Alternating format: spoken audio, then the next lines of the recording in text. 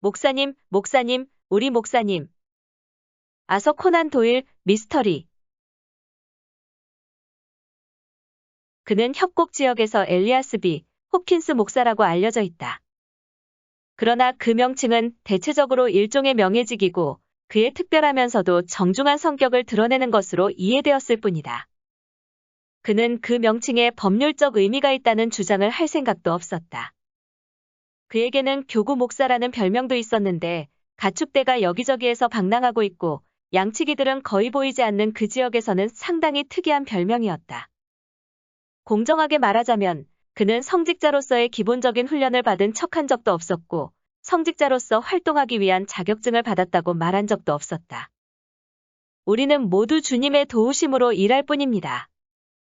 그가 어느 날 말했다. 성직자로서 고용되었든 아니면 자신의 신앙을 따라서 요란하게 왈츠를 추고 있는 것이든 중요하지 않죠. 잭맨 협곡 지역 사람들에게는 그 단순한 상상력이 호소력을 발휘했다. 그가 처음 나타난 이후 몇 개월 사이에 작은 탄광 옆 정착촌에서 독한 술의 소비량과 더욱 독한 욕설의 사용량이 감소되었다는 것은 분명한 사실이었다. 그의 가르침에 따라서 사람들은 자신들이 사용하는 언어가 생각보다 다양한 가능성을 가지고 있으며 화려한 욕설과 모독의 후광의 도움을 받지 않고도 자신들의 생각을 제대로 표현할 수 있음을 깨달았다. 1853년 초반 잭맨 협곡 지역에는 개혁자 또는 갱생의 지도자가 필요했다는 것은 확실했다. 온 나라가 흥청망청한 시기였지만 그곳만큼 흥청망청한 곳은 없었다. 우리 사회의 물질적 번영은 우리의 영혼과 도덕에 부정적 영향을 끼쳤다.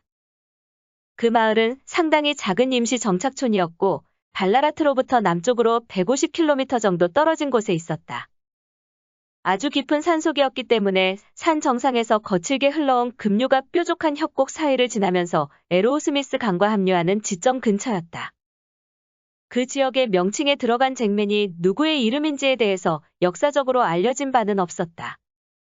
하지만 이 이야기가 진행될 무렵 그 마을에는 100여 명의 성인 남자들이 살고 있었다. 그들은 다른 평온한 사금 채취장에서 일하다가 스스로 감당하지 못할 떠들썩한 일들을 벌인 후 피난처를 찾아온 사람들이었다. 거칠고 흉폭한 그들은 살인도 저지를 수 있는 무리였고 그들 사이에 아주 드물게 섞여 있는 사회에 존경받는 사람들의 영향을 거의 받지 않았다. 잭맨 협곡과 외부 세계와의 통신은 매우 어려웠고 불확실했다. 그 마을과 발라라트 사이에 있는 숲속에는 콩키 짐이라고 불리는 사람과 그의 부하들이 돌아다녔다. 삶에 어떤 희망도 가지지 않는 그들로 인해서 그 숲을 통과한다는 것은 매우 위험한 일이었다. 따라서 협곡 지역에서는 채금장에서 캐낸 금덩이나 금가루를 특별한 창고에 보관하는 것이 관습이었다. 광부들의 몫은 각자의 이름이 적힌 자루에 보관되었다.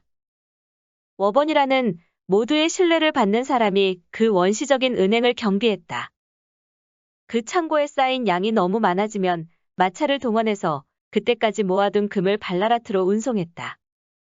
그 운송에는 경찰관 몇 명과 광부들 중 선발된 사람들이 경호대로 동원되었다. 광부들은 순서를 정해서 그 운송 업무를 공평하게 배분했다. 발라라트에 도착한 금은 다시 통상적인 금 운반차를 이용해서 멜버른으로 운송되었다. 이런 방식이었기 때문에 잭맨 협곡 지역에는 몇 개월 동안 상당한 양의 금이 보관되었다. 하지만 콩키짐은 효과적으로 통제되었다.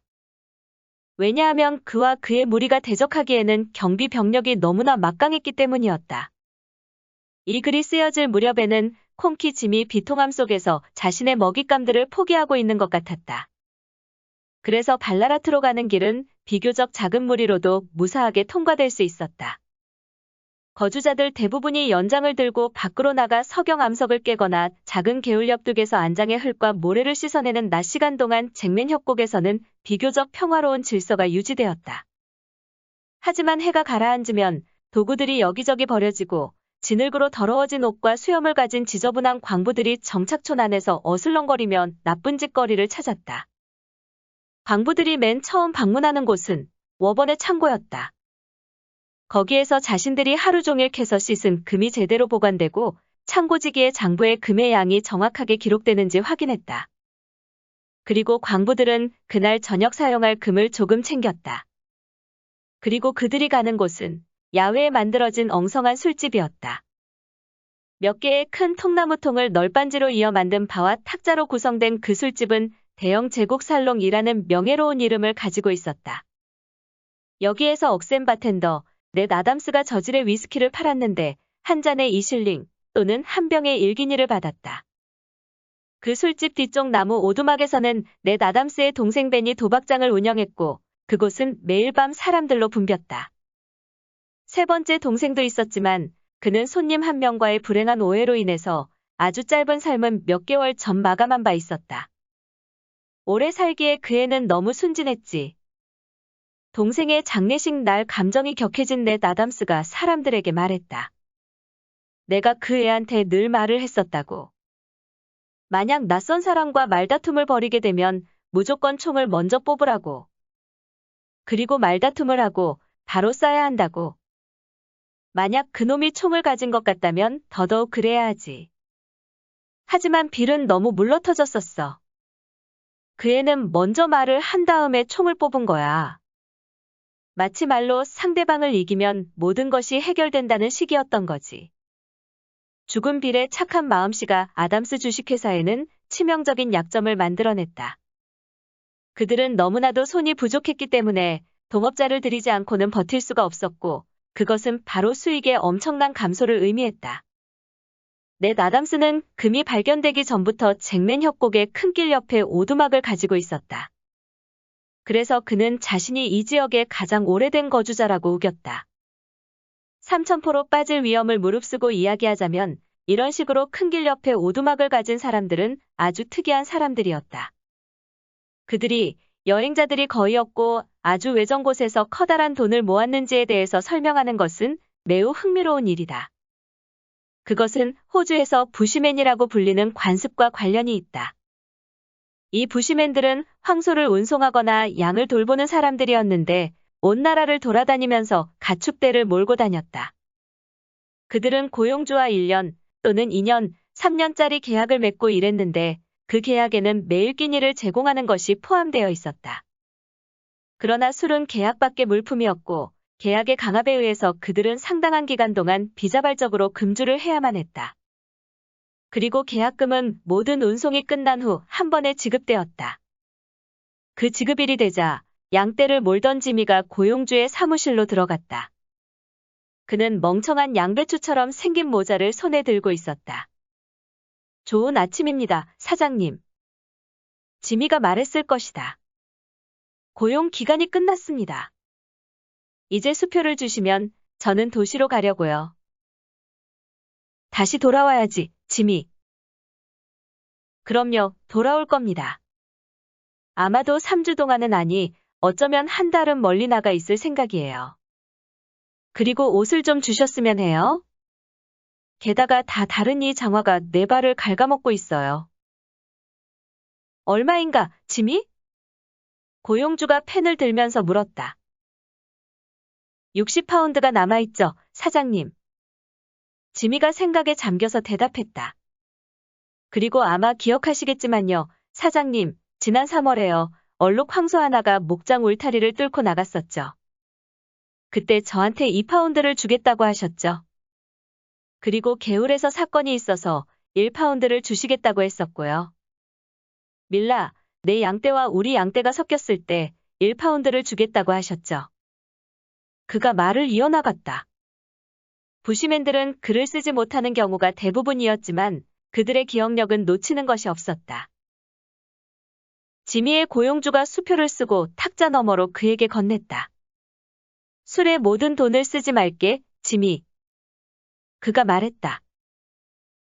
그런 걱정은 하지 말세요, 사장님. 그리고 부시맨이 가죽 주머니에 수표를 집어넣었다.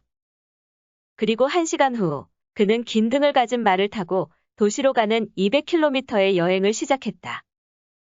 이제 지미는 아까 이야기한 큰 길 옆 오두막 하나를 지나가게 되었다. 경험상 그는 완벽한 금주 상태를 한 번에 깨뜨리게 되면 오랜 시간 잊혀진 자극제가 그의 머리에 과도한 영향력을 발휘한다는 것을 잘 알았다. 지미는 피곤한 머리를 흔들고 여행이 끝나기 전까지는 그 어떤 육체적인 욕구도 그로 하여금 술을 들이킬 수 없게 하겠다고 결심했다. 그러기 위해서 가장 중요한 것은 유혹을 피하는 것이었다. 앞으로 1km를 더 가면 비슷한 오두막이 있다는 것을 잘 아는 그는 덤불을 헤치고 작은 길로 들어갔다. 그 작은 길이 자신의 목적지로 이어진다는 것을 잘 알기도 했다.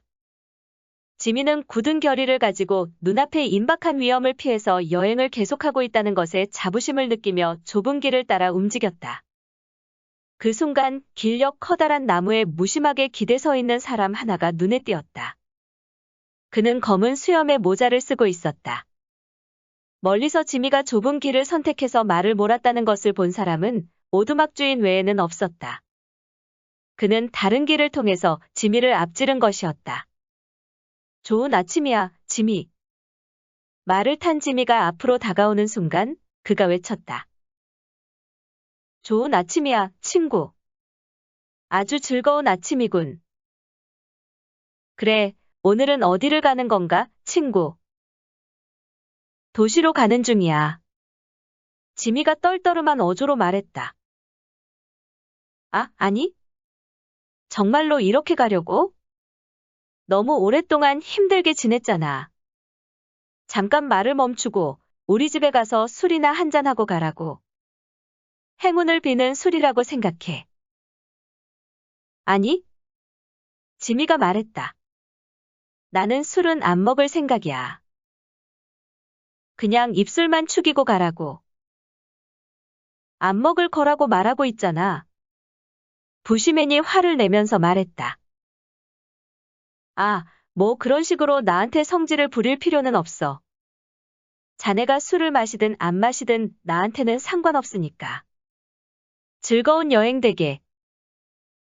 그래, 좋은 아침 되라고. 지미가 그렇게 말하고 말을 계속 몰아서 20m 정도를 움직였다. 그때 다른 외침 소리가 들려서 그가 말을 멈췄다.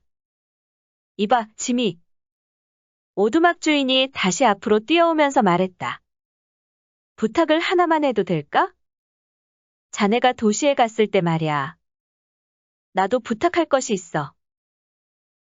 그게 뭔데? 편지야, 지미. 멀리 보내야 하는 편지야. 굉장히 중요한 것이라서 아무도 믿을 수가 없어. 하지만 나는 자네를 잘 알지. 만약 자네가 그 편지를 맡아서 우체국까지 가지고 가준다면 나로서는 마음의 부담이 한결 덜어질 것 같아. 그럼 나한테 줘. 지미가 짧게 대답했다. 지금 가져오지를 않았어. 우리 오두막 부엌에 있어. 나하고 조금만 돌아가자고. 그래봐야 1km도 안 되는 거리야. 지미가 마지못해 그렇게 하기로 했다. 그들이 쓰러져가는 오두막으로 돌아가자 술집 주인이 지미에게 말해서 내려서 안으로 들어가자고 부탁했다. 그냥 나한테 편지만 주면 되잖아. 지미가 말했다. 아, 아직 다 쓰지를 못했어. 하지만 여기에 앉아서 잠깐만 기다려. 1분만 기다리면 다 쓸 수 있어. 그렇게 부시맨이 오두막 안으로 들어갔다. 마침내 편지가 완성되었고 지미에게 건네졌다. 이제 지미. 술집 주인이 말했다. 떠나기 전에 내가 공짜로 한 잔을 대접할게. 편지를 대신 붙여주는 대신 말이야. 그럴 생각 없어. 지미가 말했다. 아, 그래, 정말로 그래? 상대방이 약간 의기소침한 목소리로 말했다. 자네는 나 같은 쓰레기들이나 가난한 사람들하고 술을 마시기에는 너무 잘난 거구만 그래. 그 편지 다시 나한테 줘. 나하고 술 한 잔 같이 할 생각이 없는 사람한테 호의를 베풀어 달라고 할 수는 없어. 내가 저주를 받을 거야. 친구. 그런 식으로 화를 낼 필요는 없잖아. 지미가 대답했다. 그냥 서로 한 잔씩만 먹자고. 먹자마자 나는 떠날 생각이야. 술집 주인이 정제되지 않은 럼 술병을 들어서 술잔의 절반을 채웠다. 그리고 부시맨에게 잔을 건넸다. 그 냄새를 맡는 순간 오랜 시간 참아왔던 그의 욕구가 돌아왔다. 그가 잔을 입에 가져간 다음 벌컥벌컥 들이켰다. 그의 눈동자가 어느 때보다 반짝이며 빛났고 그의 얼굴이 벌개졌다. 술집 주인이 그를 바라보다가 말했다. 이제 떠나도 돼, 지미. 그가 말했다. 가만, 좀 진정하라고, 친구. 지미가 말했다. 자네도 괜찮은 친구지만 나도 그런 축에 속한다고. 자네가 나한테 술을 한 잔 대접했으니 나도 한 잔을 대접해야지. 아무래도 예의상 말이야. 그렇게 다시 한 잔이 채워지고 지미의 눈이 다시 반짝이며 빛났다. 자, 지미, 가족 전체를 위해서 마지막으로 한 잔만 더 해. 술집 주인이 말했다. 그 다음에 자네는 떠나라고. 부시맨이 세 번째 잔에서 술을 들이켰다. 그와 함께 그의 굳은 결심과 양심의 가책, 망설임이 모두 사라졌다. 이것 좀 봐. 그가 주머니에서 수표를 꺼내면서 약간 쉰 듯한 목소리로 말했다. 친구, 이 수표를 받으라고. 그리고 이 길을 따라서 오는 사람이라면 누구든 뭘 원하는지 물어보고 그들에게 내가 대접하겠다고 말하라고. 돈이 다 떨어지면 그때 나한테 이야기해줘. 그렇게 지미는 도시로 가야겠다는 생각을 아예 포기했다. 그리고 3주에서 한 달 동안 오두막 옆에 누워서 항상 만취 상태를 유지했다. 그리고 그 길을 따라 여행하던 모든 사람들을 같은 상태로 만들었다. 마침내 어느 화창한 아침 술집 주인이 그에게 왔다. 이제 돈이 다 떨어졌어, 지미. 그가 말했다. 이제 돈을 조금 더 벌어야 할 시간이야. 그러자 지미가 몸을 깨끗이 씻어 술에서 깨어나고 담요를 접고 등에 주머니를 걸치고 숲을 가로질러 양 목장으로 향했다. 이제 1년의 금주 기간과 1개월의 알코올 중독 기간을 또다시 시작할 시간이었다. 잭맨 협곡의 거주자들이 태평스러우면서 운명의 모든 것을 맡기는 전형적인 인생관을 가지기는 했지만 이 모든 이야기가 직접적으로 그들과 관련된 것은 아니다. 따라서 이제 그 목가적인 정착촌에 대해서 말할 필요가 있다. 원래의 인구보다 훨씬 많은 수의 신규 거주자들은 생겨나지 않았다. 그렇지만 지금 이 이야기가 진행된 시점에는 원래의 거주자들보다 훨씬 더 거칠고 사나운 이주민들이 등장했다. 특히 필립스와 마울레라는 이름을 가진 불량배 한 쌍이 등장했는데 그들은 정착촌의 말을 타고 들어와서 개울 건너편에 채금장을 만들었다. 그들은 신성모독의 독성과 유창함, 말과 행동에 있어서의 잔인함, 그리고 모든 사회적 규칙에 대한 철저한 무시로 잭맨 협곡을 오염시켰다. 그들은 스스로 밴디고 지역에서 왔다고 주장했는데 마을 사람들 중 몇몇은 악명 높은 콩키 짐이 다시 한번 활동을 시작해서 그들에게 강도짓을 해서 그들이 마을로 들어오는 것을 막았어야 했다고 생각했다. 그들이 마을에 들어온 후 대형 제국 살롱의 시끌벅적함과 그 뒤 도박장에서의 난투극은 더욱 심각한 양상을 띠었다. 폭력을 동반한 말다툼이 피투성이 결과를 낳는 일이 지속적으로 일어났다. 기존의 술집을 자주 출입하던 사람들은 심각한 어조로 그 두 불량배를 폭력으로 제압하는 것에 대해서 논의하기 시작했다. 왜냐하면 그 두 명이 모든 혼란의 시작이었기 때문이었다. 우리의 목사님인 엘리아스 B. 호킨스가 비틀거리며 정착촌으로 들어왔을 때 전체적인 분위기는 불만으로 팽배한 상태였다. 기나긴 도보 여행에 지친 그는 등에 삽을 둘러매고 두더지 가죽 옷주머니 속에 성경책을 가지고 있었다. 처음 그의 등장을 눈치챈 사람은 많지 않았다. 그라는 사람 자체가 너무나도 하찮게 보였기 때문이었다. 그의 태도는 굉장히 조용했고 겸손했다. 그의 얼굴은 창백했으며 매우 마른 체형을 가지고 있었다. 하지만 좀 더 자세히 살핀다면 말끔하게 면도된 아래 턱에서는 강직함과 굳센 의지 같은 것이 느껴졌고 크게 뜨인 푸른색 눈동자 속에는 지성이 엿보였다. 그런 특징이 그를 외윤에 강한 사람으로 만들었다. 그는 허름한 집 하나를 직접 세우고 그보다 먼저 왔던 두 말썽꾼들이 채금을 하는 곳 근처에서 채금을 시작했다. 그의 채금장은 채금에 있어서의 모든 실용적인 규칙들을 전혀 무시한 장소였기 때문에 새로운 이주자가 채금에 있어서 완벽한 풋내기라는 것을 보여줬다.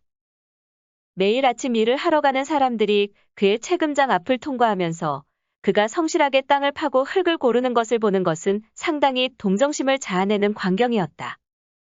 왜냐하면 그의 성실한 노력에도 불구하고 결과가 거의 나오지 않을 것임이 자명했기 때문이었다. 사람들이 앞으로 지나가면 그는 잠시 일을 멈추고 흰 줄무늬가 있는 빨간 손수건을 꺼내서 창백한 얼굴을 닦고 매우 예의 바른 인사를 건넨 후 다시 배가 된 힘으로 일에 집중했다.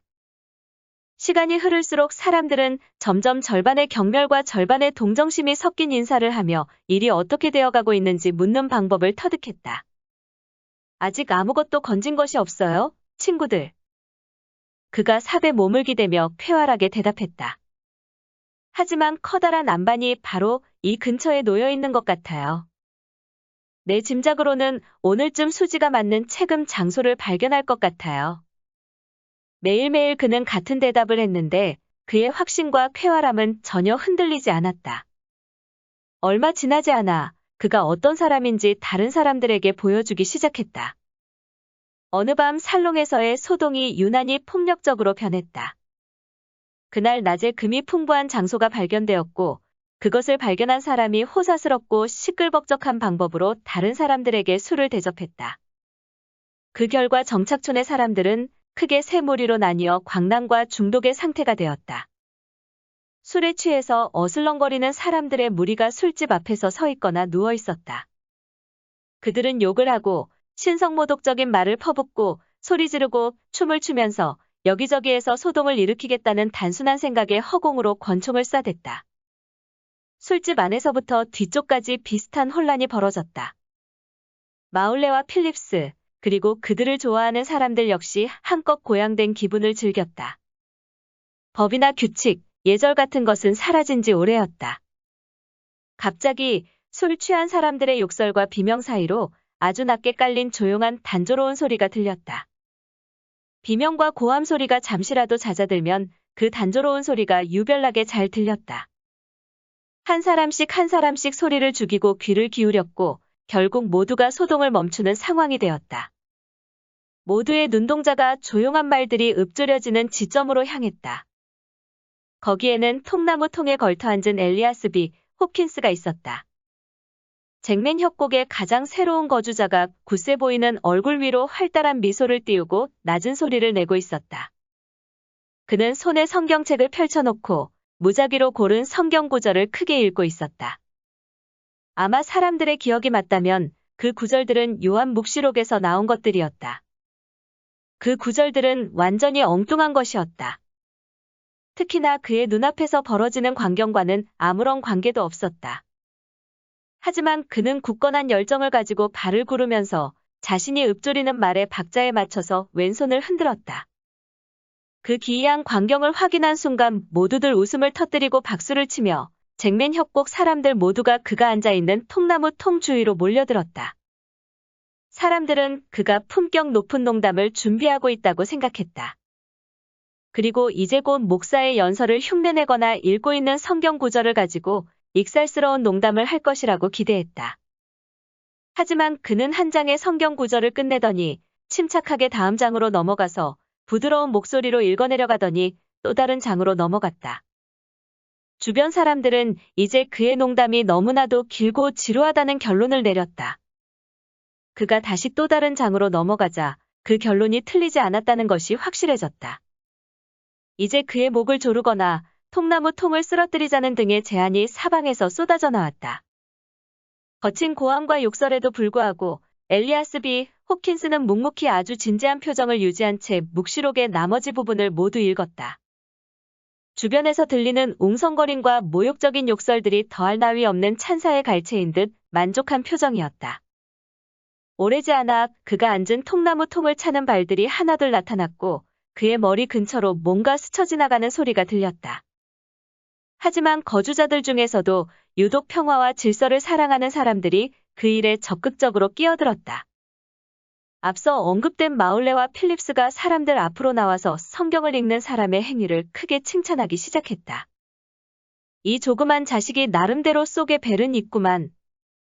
필립스가 나서며 말했다. 빨간 셔츠를 입은 그의 육중한 몸체가 사람들과 그들의 분노의 대상 사이에 자리 잡았다.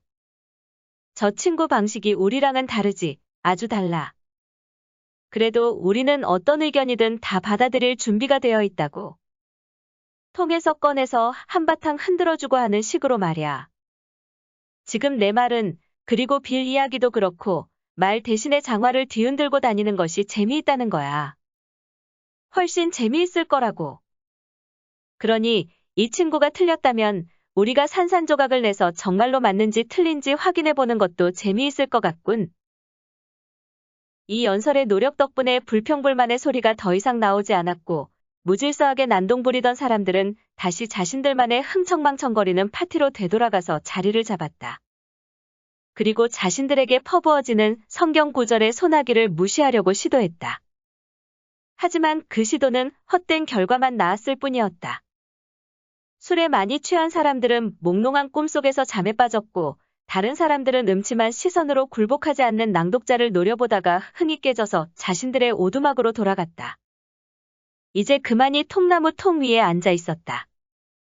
이제 그와 작은 규모의 보다 질서 있는 관객들만이 남자 그가 작은 몸을 일으키더니 연필로 자신이 읽던 구절을 정확하게 표시하고 성경책을 덮었다. 그리고 작은 설교대에서 내려왔다. 내일 저녁에는요. 그가 조용한 목소리로 선언하듯 말했다. 묵시록 15장 9절부터 낭독이 시작될 예정입니다. 그 정보를 엄숙하게 선언한 후 사람들의 박수갈채를 무시한 채 그가 멀리 사라졌다. 그의 태도로부터 명백하게 수행해야 할 의무를 완수한 사람의 분위기가 풍겼다. 다음날 사람들은 그가 이별하면서 남긴 선언이 헛된 위협이 아니었음을 깨달았다.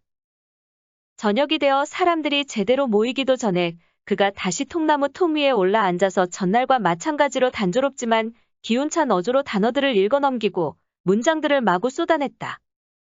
한 장 한 장은 여전히 지루하고 따분했다. 웃음소리와 협박, 놀림, 즉 직접적인 폭력을 제외한 모든 수단이 그를 막기 위해서 동원되었다. 그러나 모두 성공하지 못했다. 얼마 지나지 않아 그의 행동에 일종의 규칙과 방법론이 존재한다는 것이 밝혀졌다. 침묵이 내려앉거나 대화가 자연스러운 성격을 띠기 시작하면 그의 낭독이 멈췄다. 그러나 단 한마디라도 신성모독적인 말이나 욕설이 터져나오면 낭독이 다시 시작되었고 약 15분 정도 계속되었다. 그러다가 다시 낭독이 멈춰지기도 했지만 또 다른 자극이나 도발이 발생하면 다시 시작되었다. 두 번째 밤에도 낭독은 상당히 오랜 시간 지속되었다. 왜냐하면 상대편의 말들이 여전히 자유분방함을 추구하고 있었기 때문이었다. 그래도 전날에 비하면 많이 순화된 말들이었다. 한 달 이상 엘리아스 B. 홉킨스가 그 낭독 활동을 지속했다. 그는 그 자리에 앉아서 밤이면 밤마다 무릎에 올린 성경책을 열고 아주 작은 도발이나 자극을 받는 즉시 성경 구절을 읽기 시작했다. 마치 용수철을 만지면 작동하는 음악 상자처럼 그는 규칙적으로 움직였다. 단조로운 어조로 천천히 길게 빼며 성경을 낭독하는 소리가 참을 수 없는 지경이 되었지만 그것을 모면하기 위해서는 목사님의 규칙에 따라야 했다. 욕설을 자제할 줄 모르는 사람들은 이제 그 정착촌에서 경멸의 대상이 되었다. 그의 범죄함으로 인한 형벌이 모두에게 내려졌기 때문이었다. 보름의 밤이 지나자 마을 전체가 예전보다 절반 정도 조용해졌고 한 달의 밤이 지나자 목사의 업무는 한가한 것이 되었다. 도덕적 혁신이 이토록 재빠르고 완벽하게 구현된 적은 없었다. 이 목사는 자신의 원칙을 사적인 생활에도 적용했다. 그는 가끔씩 협곡 안에서 일하는 사람들 중 하나가 절제되지 못한 언어를 사용하면 성경책을 들고 개울을 가로질러 건너서 그 죄를 저지른 사람이 일하는 곳 근처 진흙바닥이나 더러운 둑 위에 자리를 잡았다. 그리고 신약 성서의 가장 첫 부분에 등장하는 예수의 계보에 대한 구절을 읽기 시작했다. 그의 태도가 너무나도 성실하고 진지해서 그 순간에 가장 어울리는 성경 구절이 바로 그 구절이라는 생각이 들 정도였다. 시간이 흐르자 정착촌 사람들 사이에서 욕설과 신성모독은 거의 듣기 힘든 것들이 되었다. 술에 취하는 건 역시 사그라들기 시작했다. 협곡을 지나가는 여행자들이 가끔씩 마을을 방문하면 그들은 사람들의 정중함과 우아함에 놀랐고 마을의 변화에 대한 소문이 발라라트까지 퍼졌다. 그 소문이 촉발한 여러 가지 추측이 무성했다. 이 전도자가 수행하고 있는 선교 임무에 적합한 사람이라는 증거가 있었다. 사악함으로 인한 행동으로부터 구원받을 필요가 전혀 없는 사람이라면 그의 선교 대상이 되는 사람들과 공유하는 것이 전혀 없을 것이고, 그러면 그가 속한 무리로부터 공감을 얻어내는 것이 불가능했을 것이다. 사람들이 엘리아스 B. 홉킨스에 대해서 더 잘 알게 되면 될수록 그의 경건함에도 불구하고 그의 안에 오래된 아담의 죄악이 남아있다는 것을 깨달았다. 그는 구원으로부터 거리가 먼 삶을 살았던 것이 분명했다. 우선 그는 절대적인 금주주의자는 아니었다. 반대로 그는 상당히 세련된 취향을 가지고 마실 술을 골랐고 굉장히 능숙하게 술을 마실 수 있었다. 그는 포커에도 상당한 실력을 보였고 치열한 속임수를 펼치는 순간 그를 건드릴 수 있는 사람은 거의 없었다. 그와 또 다른 두 명의 불량배들 필립스와 마울레는 아주 오랜 시간 동안 평화롭게 포커를 즐겼다. 다만 카드가 펼쳐졌을 때 도박꾼들 중 하나가 욕설을 내뱉는 경우만은 예외였다. 처음 그런 욕설이 내뱉어졌을 때 목사는 그냥 씁쓸한 미소를 띠고 화가 난 눈길로 범죄자를 노려보기만 했다. 두 번째로 그런 욕설이 내뱉어졌을 때 그가 성경을 향해서 손을 뻗었고 그날 밤의 포커 게임은 마무리되었다. 또한 그는 권총을 능숙하게 다룬다는 것 또한 사람들에게 과시한 적이 있었다. 사람들이 넷 아담스의 술집 바깥에서 빈 브랜디 병을 가지고 장난을 치곤 했는데 그가 옆 사람의 권총을 잡더니 24걸음이 떨어진 곳에 병을 한 번에 맞췄다. 그가 한 번 달려들어서 집중을 하면 능숙한 솜씨를 보여주지 못하는 것은 거의 없었다.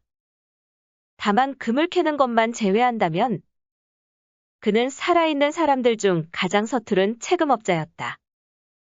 워번의 특별한 창고에 그의 이름이 적힌 캔버스 자루가 텅 비어서 허전하게 놓인 것을 지켜보는 것은 고역이었다. 반면에 다른 자루들은 매일매일 조금씩 덩치를 키우고 또 어떤 것들은 너무 뚱뚱해져서 거의 완벽한 원형을 이룰 지경이 되었다. 그렇게 시간이 흘렀고 이제 금을 실은 마차가 발라라트를 향해 출발한 시기가 되었다. 당시 사람들의 추측으로는 그때 운송되어야 하는 금의 양이 잭맨 협곡에서 외부로 나간 그 어떤 때보다 가장 많았다. 엘리아스 B. 홉킨스는 자신이 정착촌에 가져온 변화의 영향력에 대해서 조용히 만족하고 있었지만 그의 기쁨은 아직 완벽하게 충족된 것이 아니었다. 아직도 그가 열망하는 것이 하나 남아 있었다. 어느 날 밤 그가 사람들에게 진심을 토로했다. 이 마을에는 정말 커다란 축복이 내려질 거예요, 친구들. 그가 말했다. 만약에 우리가 주일에 예배를 드린다면 말이에요. 위대한 주님께서 우리의 소홀함을 보지 않고 지나치신다는 것은 거의 불가능하죠. 특히나 주일이 되면 우리는 더 많은 술을 마시고 더 많은 도박을 하니까요. 하지만 우리한테는 목사가 없잖아. 사람들의 무리 중 하나가 반대의 소리를 냈다. 야, 이런 바보야. 다른 사람이 비웃는 소리를 냈다. 지금 우리한테 있는 저 사람이 목사 3명보다 낫다는 것을 모르겠어? 그리고 저 사람이 성경을 읊어주는 것은 마치 요람에 누운 아기에서 들려주는 자장가보다 낫잖아. 그것 말고 뭐가 더 필요하다는 거야? 우리한테는 교회도 없다고. 또 다른 사람이 동의할 수 없다는 듯 외쳤다. 그냥 야외에서 하면 되잖아. 누군가가 제안했다. 아니면 워번의 창고에서 해도 좋겠지. 다른 누군가가 제안했다. 아니면 아담스 내 술집은 어때? 마지막 제안이 찬성의 야유 세례를 받았다. 그 근방에서 그보다 더 적당한 장소는 없다는 찬성의 외침들이었다. 아담스의 술집은 상당히 견고하게 지어진 목조 건물이었다. 앞쪽에는 바가 있고 옆에 공간은 술을 보관하는 창고로 또 다른 뒤쪽의 공간은 도박장으로 사용되었다.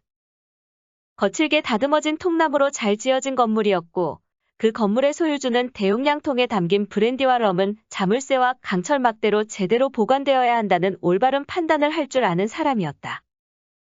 물론 그런 것은 모두 구원받지 못한 잭맨 협곡이 존재하던 시절의 이야기이긴 했다. 단단한 문을 양 옆으로 활짝 열면 창고 공간이 넓은 내부를 드러냈고 마을 사람들 전체를 수용하기 위해서 탁자와 의자가 모두 치워졌다. 그리고 술집 주인이 술통들을 한쪽에 높이 쌓아서 설교단 모양을 그럴듯하게 흉내냈다. 처음에는 마을 사람들이 그 일에 큰 관심을 보이지 않았다. 하지만 성경책을 낭독한 후 엘리아스 B. 홉킨스가 참석자들에게 설교를 할 것이라는 계획이 알려지자 온 마을 사람들이 그 일에 대해서 열광하기 시작했다.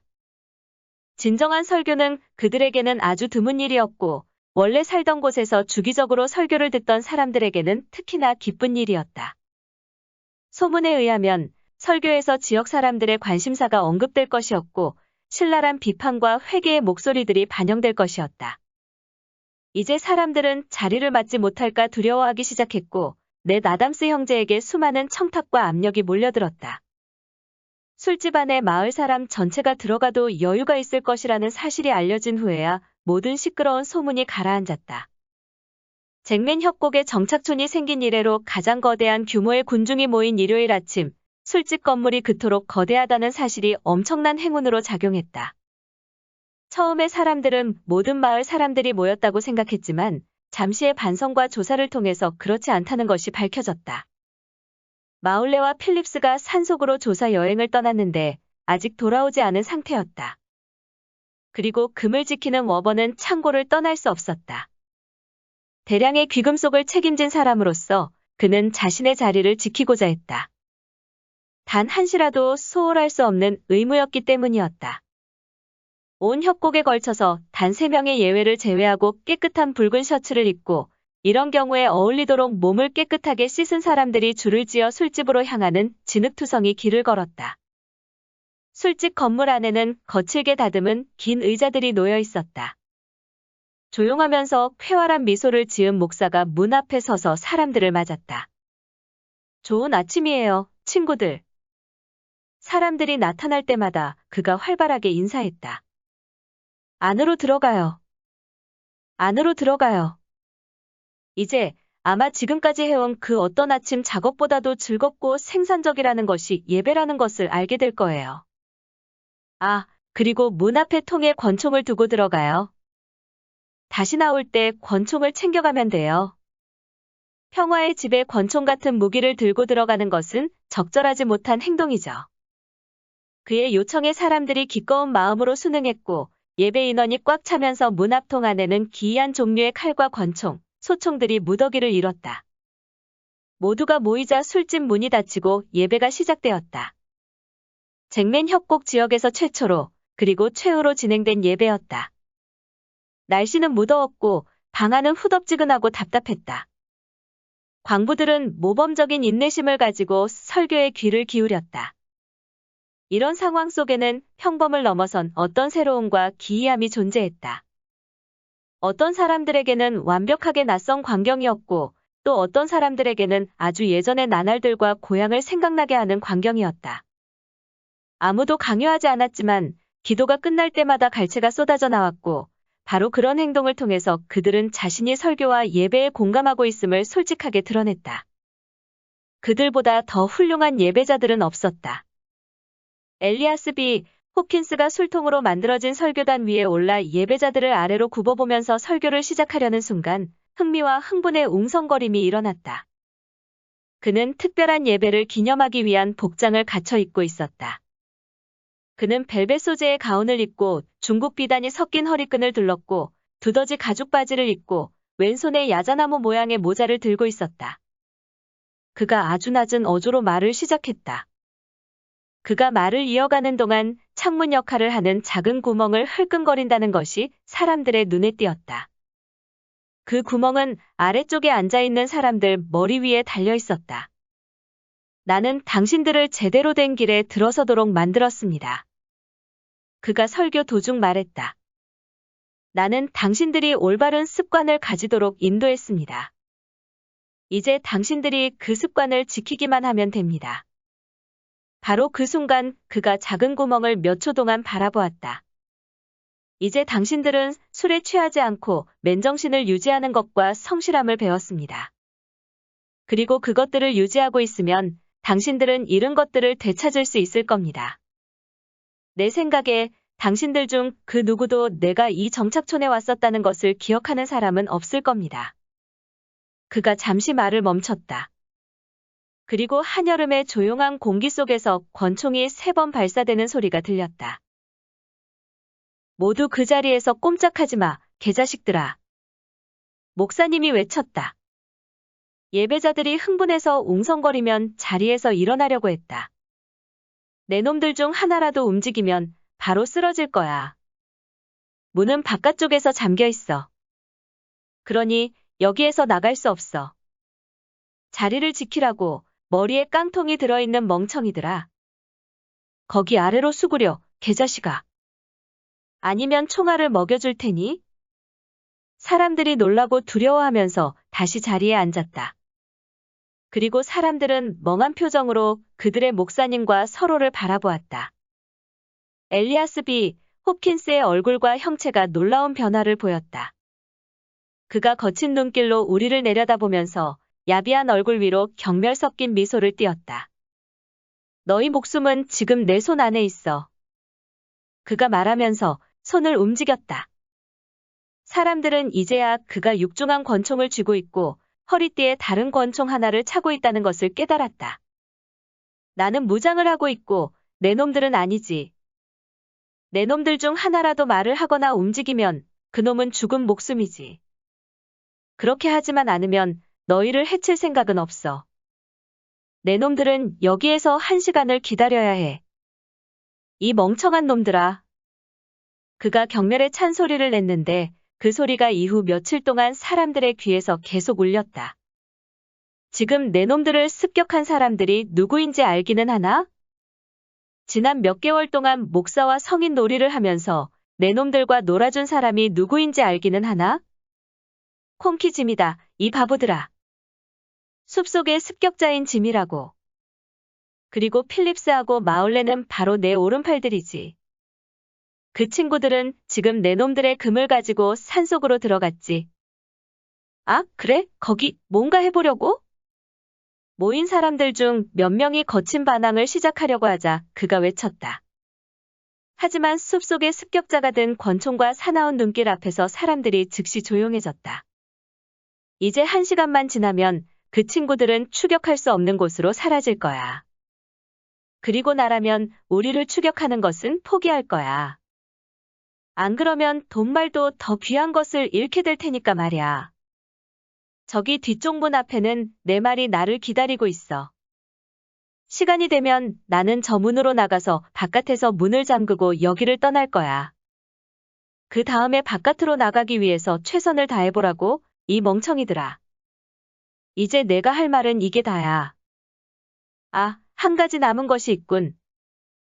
지금까지 가죽 장화에 발을 집어넣었던 사람들 중 내 놈들이 가장 저주받은 족속들이다. 그 다음 60분 동안 이어진 사람들을 향한 욕설과 저주, 솔직한 의견에 대해서 예배에 참석한 사람들 모두가 철저하게 동의할 수밖에 없었다. 단호한 한 명의 악당 앞에서 사람들은 무기력했다. 아마도 사람들이 결심을 굳히고 그에게 돌진했다면 무리 중 8명에서 10명의 희생만으로도 그를 제압했을 것이었다. 하지만 말을 하지 않고 그런 행동을 어떻게 조직할 수 있었겠는가? 또한 자신이 지원을 받을 것이라는 확신도 없이 앞으로 돌진할 사람이 어디 있겠는가? 그 상황 속에서는 복종만이 유일한 답이었다. 숲속의 습격자가 자신의 시계를 거머쥐더니 통으로 만들어진 설교단 위에서 내려와 뒷걸음을 치며 여전히 사람들에게 권총을 겨눈 채 뒤쪽 문을 향해서 걸었다. 그러더니 문을 통과해서 재빨리 사라졌다. 녹슨 자물쇠가 삐걱거리며 잠기는 소리, 그리고 말에 박차를 가하자 말발굽이 요란하게 땅을 짚는 소리가 들렸다.